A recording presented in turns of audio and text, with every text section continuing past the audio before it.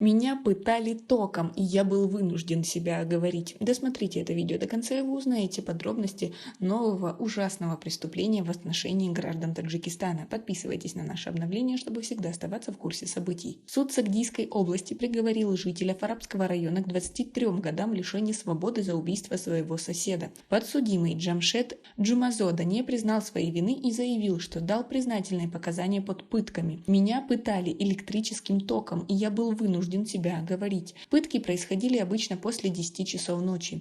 Я хотел после освобождения позвонить на телефон доверия МВД и сообщить об этих пытках, заявил Джамшед Джумазода в суде. Судья Анвар Абдугафори заявил, что в ходе судебного разбирательства была установлена вина подсудимого в совершении предъявленных ему обвинений: убийство, покушение на преступление и нарушение неприкосновенности жилища. Доказательств нет, одни домыслы.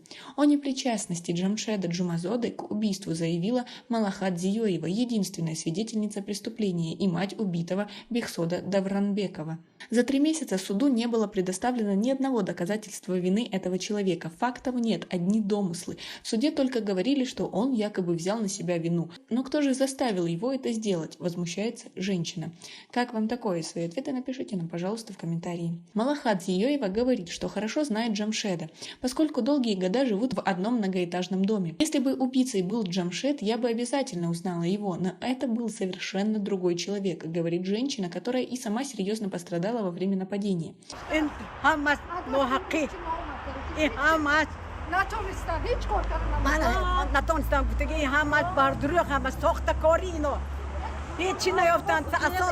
Сотрудники УМВД по Зафарабскому району 11 ноября прошлого года нашли тело Бехсода Давранбекова внутри туалета. У порога дома лежала его мать Малахат Зиёева, которая истекала кровью. Сообщается, что Бехсод был убит ударом молотка, а Зиёеву жестко избили.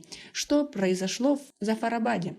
Судья Анвар Абдугафори говорит, что трагедия произошла из-за сексуального домогательства со стороны Бехсода Давранбекова. Давранбеков в состоянии алкогольного опьянения попытался снять у Джамшеда Джумазоды штаны. Это поведение Бехсода вызвало у Джумазоды ненависть к Давранбекову. Он затаил обиду и задумал убить его, говорит судья. Однако обе стороны считают эту версию недостоверной. Мехри Халбоева, мать осужденного Джамшеда Джумазоды, считает, что приговор вынесен на основании признательных показаний, полученных в результате пыток. Мой сын отказался брать на себя вину, тогда его пытали электрическим током. Кроме того, в течение 5 дней ему не дали ни есть, ни пить. Еду, которую я передавала для сына, поедали сами следователи, говорит Халбоева. Власти пока никак не отреагировали на заявление о пытках в отношении Джумазоды во время следствия. В декабре 2020 года пресс-центр МВД Таджикистана в телерепортаже обнародовал признательные показания Джамшеда Джумазоды. В телерепортаже даже видны следы пыток и синяки под левым глазом Джамшеда, однако следствие и суд не принимали во внимание заявление о пытках со стороны моего подзащитного, говорит адвокат Сухроб Шоев.